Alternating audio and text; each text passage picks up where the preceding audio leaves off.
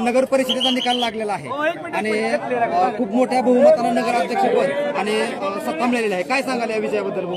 निश्चितपणानं या ठिकाणी केंद्रामध्ये आदरणीय नरेंद्र मोदी साहेबांच्या मार्गदर्शनाखाली चाललेला कारभार व राज्यामध्ये आदरणीय आमचे आपल्या बार्शीचे लाडके नेते संपूर्ण राज्याचे नेते देवेंद्र फडणवीस साहेब यांच्या मार्गदर्शनाखाली शिंदे साहेब व दादांचं आणि खास करून वेळोवेळी फडणवीस साहेबांच्या सूचनेप्रमाणे पालकमंत्री जयभाऊ गोरे साहेब यांनी बार्शीवरती दिलेलं लक्ष आणि बार्शीकरांना जो थांबलेला 1 वर्षाचा विकास होता हा विकास पुन्हा नव्या जोम्यानं सुरू करण्याच्या माध्यमातून या ठिकाणी भारतीय जनता पार्टीच्या आमच्या नगराध्यक्ष तेजस्विनीताई कतले यांना जवळपास 5,000च्या आसपास 46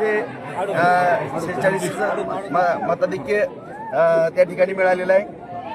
आज या ठिकाणी जे 23 नगरसेवक या ठिकाणी निवडून आले आहेत. आम्ही सत्ता या ठिकाणी काबीज केलेली आहे. निश्चितपणानं थोडं काही आमचे जे सहकारी आहेत कोण एक 11 मतानं कोण 8 मतानं 20 अशा एक 7-8 जागा आमच्या त्या ठिकाणी तर आमचा एक कमीत कमी 28चा अंदाज होता.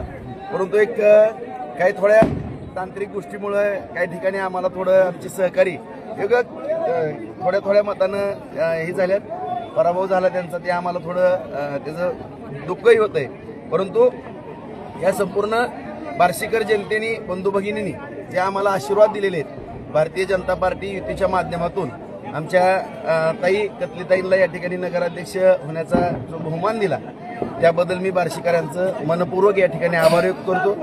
ज्या पद्धतीनं आम्ही बार्शी नगरपालिकेच्या निवडणुकीमध्ये जे शब्द दिले आणि ज्या विकासाच्या बाबतीमध्ये ज्या काही गोष्टी या ठिकाणी आम्ही सांगितलेल्या आहेत त्या निश्चितपणानं आम्ही पूर्ण करू. कुठेही या तालुक्याच्या बाबतीमध्ये निधीच्या बाबतीमध्ये किंवा विकासाच्या बाबतीमध्ये आम्ही कमी पडणार नाही. अत्यंत शांततेमध्ये हा विजय आम्ही पचवू. या ठिकाणी कुठलाही उद्रेक होणार नाही, कुणालाही कुठल्या द्वेषभावनेने या ठिकाणी काही होणार नाही आणि अत्यंत चांगल्या पद्धतीनं या ठिकाणी जे यश आम्हाला मिळेल. कारण आपण पाहताय की जवळपास 7,500 हजाराचा फरक विधानसभेला 1 वर्षामध्येच या ठिकाणी बाजार समिती 18 पैकी 18 आणि शहरामध्ये एवढं मायनस असताना सुद्धा एवढं रान तोडून आम्ही नगराध्यक्ष या ठिकाणी निवडून भारतीय जनता पार्टीच्या माध्यमातून महायुतीच्या माध्यमातून आणि 23 नगरसेवक या ठिकाणी निवडून येणं हे तसं पाहायला गेलं तर कठीण गोष्ट होती. मी आणि बाजार समिती सुद्धा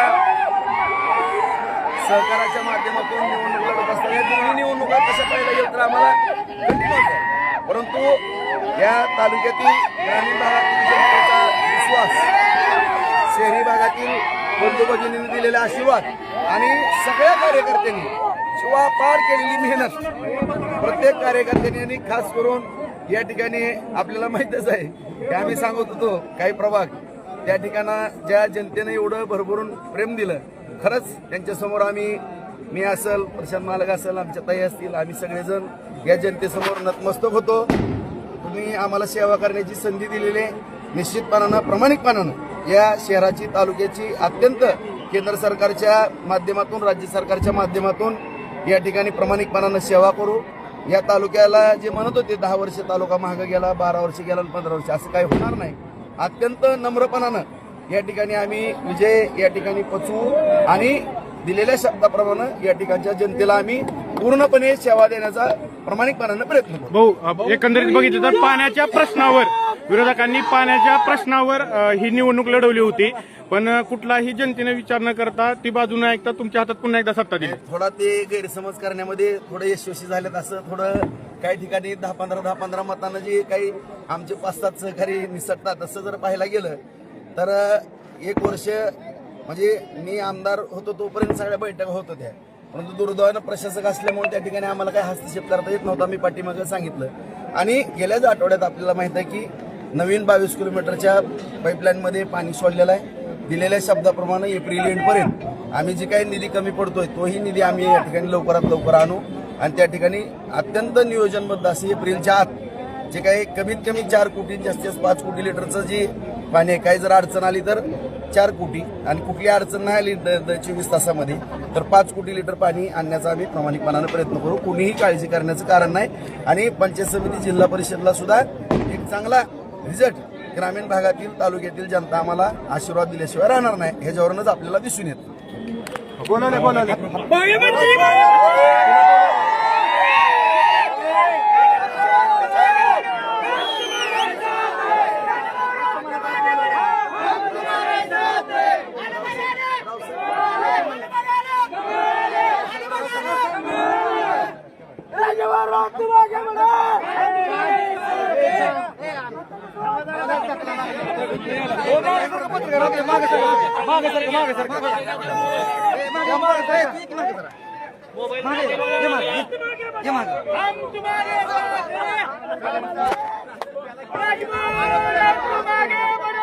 भारतीय जनता पार्टी